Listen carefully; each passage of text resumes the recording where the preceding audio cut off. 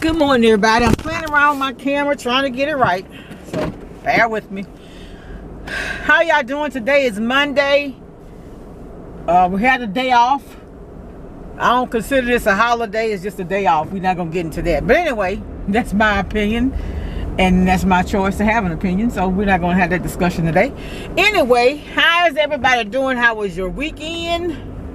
I wanted to come on and share. And I didn't take my camera to church yesterday. And Lord, the lady that usually does the live for us, she was out. And the lady who sometimes live on her Facebook, she was out. But I wish I could have recorded my pastor's sermon. And the text came from John, the 2nd chapter, verse 6 through 11.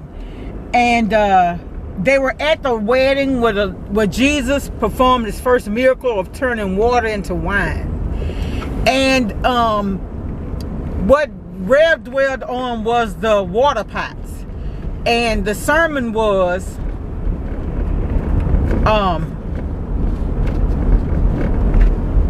God could still use you. And it was an awesome sermon.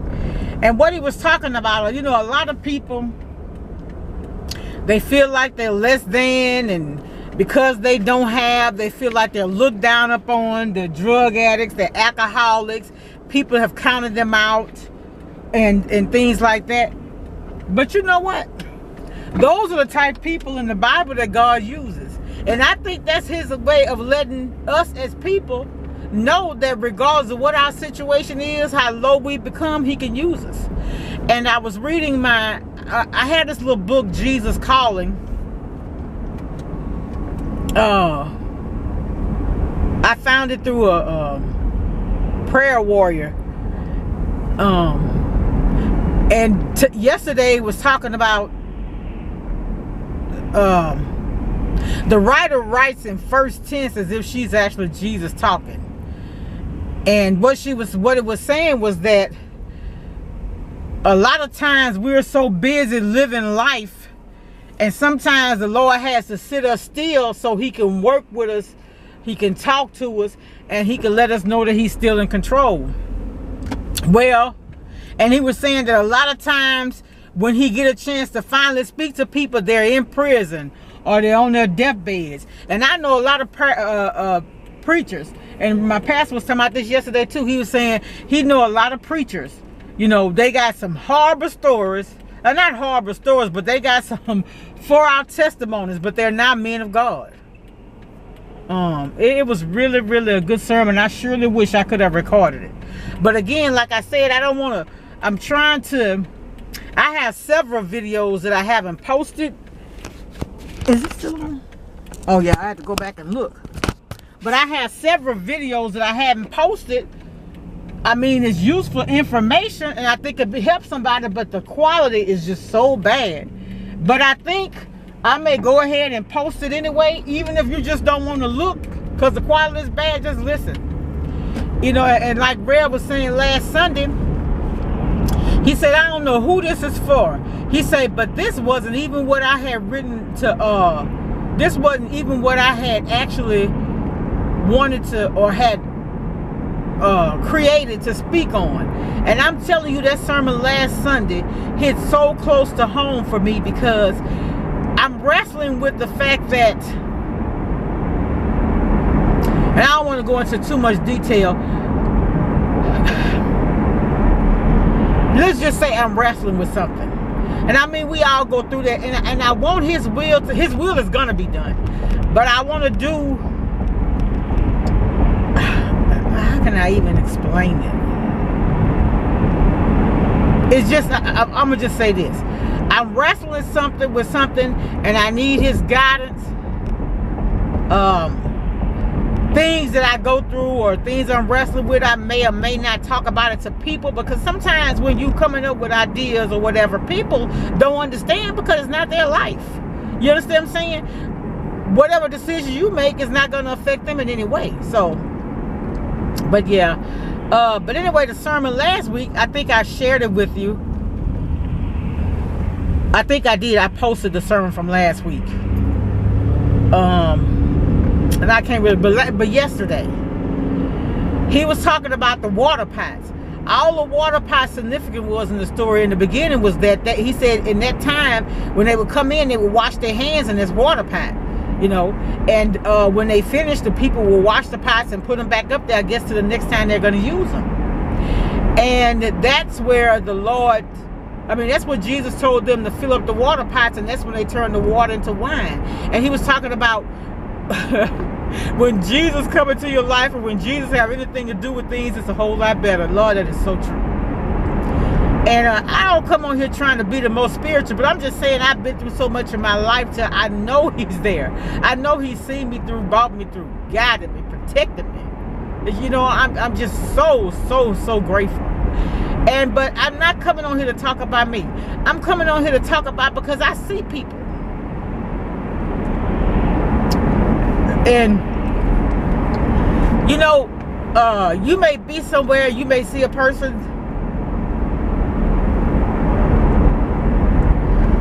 excuse me, and they may look like they're down on their luck, they're having a hard time, they don't have much. And when you approach them, and you know, you see this a lot when you dressed, you know, like at the church, or sometimes you have a meeting, I may dress or whatever, but I'm usually business cat. But you'll see a lot of people when you're dressed and you come up on them and you can tell they don't have much, and they put their head down like they feel inferior.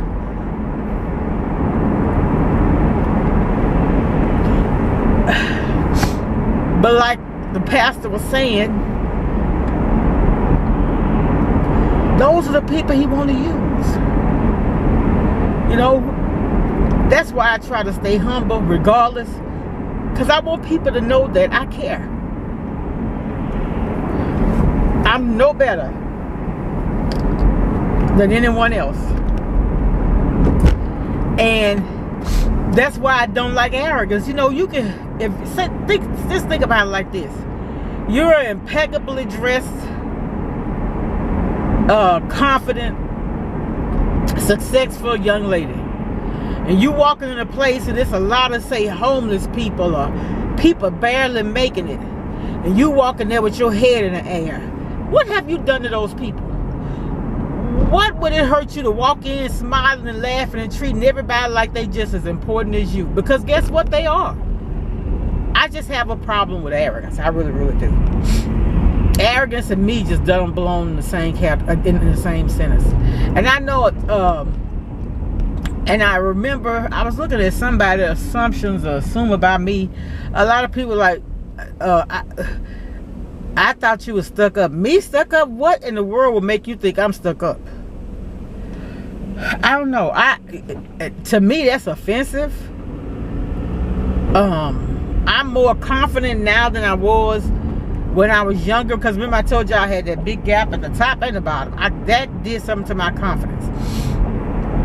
But I still succeeded because God was with me, you know. But I never want to make anybody feel inferior. Never. That is never my intentions. I do a lot of things to try to help people, and then people are like, why you want to help somebody that don't like it? Because it's not about them. So that's another thing people got to understand. The test, it ain't no test when you nice to somebody that's nice to you. How is that a test? That's not a test. But like we were talking about in Sunday school, and y'all, I got up and went to Sunday school yesterday. I was 10 minutes late, but I was there. And the sermon, the study was on forgiveness. Lord have mercy, Jesus. I don't have no ill will. I don't have no hatred. I don't have no revenge in my heart for anybody. And if you do, please lose that. Please do. I think I used to probably be a little judgmental, and I'm praying about that, because you know, everybody not gonna do things the way you do them, and you don't know a person's story that makes them the way they are. Like a lot of times people don't understand, children act out because it's something going on and they trying to get somebody to pay attention to them. I'm not a social worker, I'm not a counselor, any of that, but I'm human. I've seen it in children, And it happens more than it doesn't, you know. And it's just, y'all, it's a lot going on in the world. And that's why I want to tell people too, if you have children, spend as much time as you can with your kids. Hug them every day and let them know that you love them. I don't even know if I told my son, have a good day. Yeah, I did. I tell him have a good day. He'd be like, good luck. Or sometimes he'll say, you too. My son, I'm telling you, he is something. But, you know, and that's another thing. When I used to be a sub, you know, and I think I may have told y'all this. I started off in education. But when I started doing my observations, and I was like, ooh, these kids, all them personalities, I can't do it. And then I end up in HR, and excuse me. And shoot, you got every personality in the world, and these grown people you're dealing with. But when I was a sub, at that time, and I don't know how they have it set up now, but I remember I was subbing, and it was this class, it was a reading class.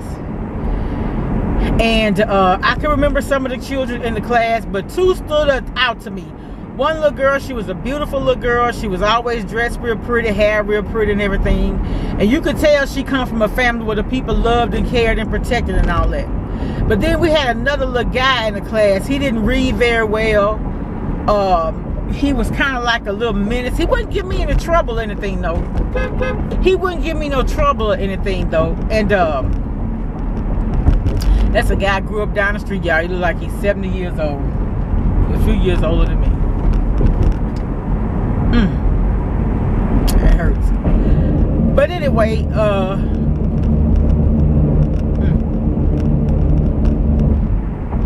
that made me lose my train of thought. But yeah, if you can do anything to make somebody better, do it. Because, you know, and I read this on Facebook, and I wish I could go back and find it. I think I may have shared it. It said, somebody is waiting on you to do what God has created you to do. In other words, when you get in the will of God, when you're in his will, you'll be able to help other people. Man, that was deep to me. That was so deep. And I think, you know, I love cooking. I love inspiring. I love motivating. Because I'm willing to say that I'm the reason why a lot of people went to school and finished, or went back and finished, or whatever. I really, really do believe that. But, you know, nobody knows everything. Nobody is perfect. That's what I'm saying. We really can't judge, because you may sin differently, but you're still sinning. You know, it's just a lot. It's just a lot. And there's a lot I want to talk about. And when I talk about things, it's not about anybody in particular. It's just, you know, broad things that I talk about, because I don't ever want to get on here and make anybody feel like I'm talking about them, because I'm not. It's just when you I haven't done a lot of traveling in life. I'm not gonna say I haven't traveled, but to the extent that I'm on a plane every other week, I've never lived like that. But you know, life has taught me a lot. It really has. It really has. About single parenting, you know, it's you know, there are a lot of successful kids that came from single parents, you know, but it boils down to that parent having morals, goals, rules, and things like that. You know, you just can't allow your children to do everything they want to do, you know, and you make special accommodations to give them everything that they want. You know, they'll require things of you, but not necessarily respect you. So it's just, it's hard, y'all. It's hard. And you know, I was telling my daughter this morning, I had shared with her, this is a thing on Facebook. Another thing, it says, and I'm going to share it if I can find it. I'll put it in this video. It says, spoil your kids, raise your grandkids. Raise your kids, spoil your grandkids. So in other words, if you don't take the time and raise your children, you're going to be raising theirs. So it's a lot. Life is, it's, you know, and you know, and you,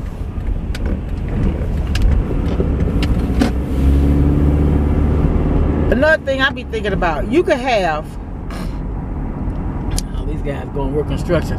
You can have 3 children in the same household. One could think that they were dirt poor, the other one could think they were rich. It's just the mindset of people. You understand what I'm saying? And then you wonder how people raised in the same house, one of them goes around his whole life thinking somebody owe him something, and the other one go out and be successful.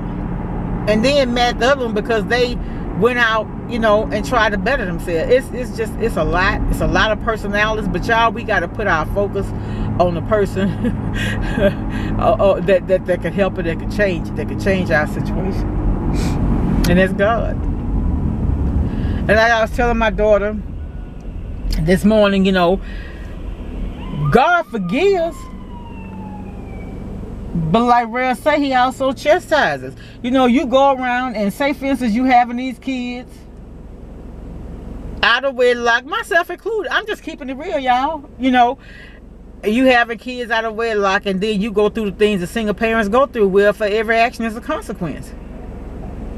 You know, it's just, you know. But you can still be successful. You can still pursue and gain your, you know, your education where you could do better, but it's a lot.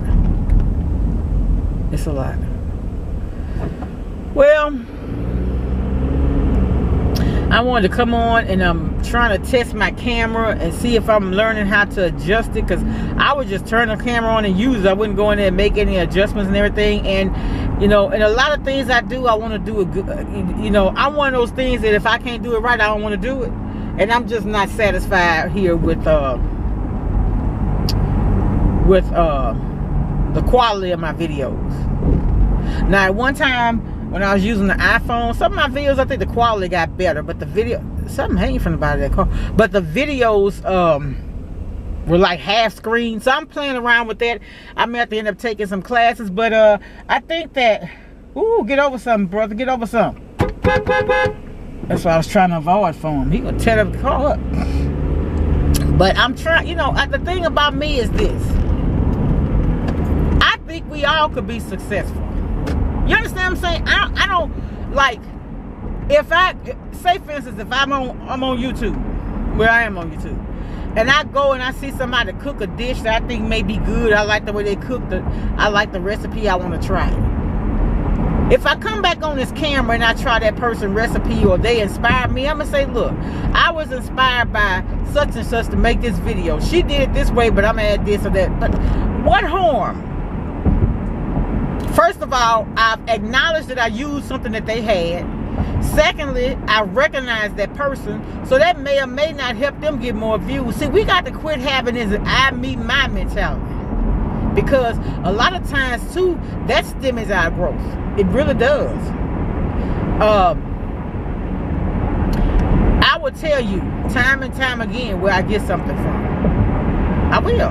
Because I'm going to tell you something about life. What God has for you is for you. Like Rhea say, people could give you something, they could take it back or whatever. But when God give it to you, baby, it's yours. So if you use somebody else's recipe or they inspire you to do something, give them credit. Give them all the time. I do, I'm telling you. And if I never be blessed with doing that, but that I don't feel it was a blessing anyway if I did it. But if I never reach the level of success that I desire by paying homage or by being respectful or loving and caring, that just wasn't what God had for my life. If you have to get anything in this life by being manipulative, doing things that are illegal, that, I'm telling y'all, a lot of people, you consider that success. That's not success. If God is not in it, that's not success, baby. It's actually a curse in my opinion. But, I mean, to each his own. To each his own. You know, I'm going to continue to do things the right way, even if I have to do it by myself. And you know what Rhea say sometimes, and he right, it gets hard. It really gets hard. It gets hard. Well, y'all, I'm headed back to the house. I went ran in Walmart. I got some stuff to do breakfast. I got some grits. Probably what I don't need, but I got grits. I got some bacon at home. I got some of the little buttermilk biscuits. And excuse me, I got some eggs. Let me go home and have me a breakfast. And I won't eat again until this evening. But in the kitchen with Gina Young, she had made some salmon. And that salmon looked so good. Now, usually when I cook salmon, I would buy the packs already seasoned at Sam's. It was really, really good. It's like 6 in a pack for $14. But I found some at Kroger. It's in the frozen section. And it's a salmon about this long. And it's already cut, but it's packaged. And all I'd have to do is thaw it out. One time I saw it was $5. If I ever catch that sale again, I'm going to give me a couple of them. Because I want to learn how to eat healthier. Y'all, and I'm going to do another video on that. And I'm going to go ahead and put what... Now, I don't mind sharing, but sometimes, and this has happened to me, a person will take your idea. That's why they say move in silence. Take your idea and bring it to fruition as yours. Or I've even had managers use my idea and get themselves credit. But like I say, that ain't godly, and I've never lost nothing. I've never lost anything that way. But anyway, have a good day. I pray that you are at peace in whatever your situation is. I pray that if you're grieving, that God will bring you comfort. I pray that if you're sick, that your body will be healed. I pray that if you're lonely, you know that God is always there. I pray if you go on anything, seek your source. For single ladies, myself included, I'm praying that we learn to love ourselves through each and every situation. Single parents, love on your kids, give them as much attention as you can. Hold them accountable. Make them be responsible, because it's very, very, very important. So I love y'all. I hope somebody got something out of what I was trying to say, because I was really all over the place. But be blessed until I see y'all again.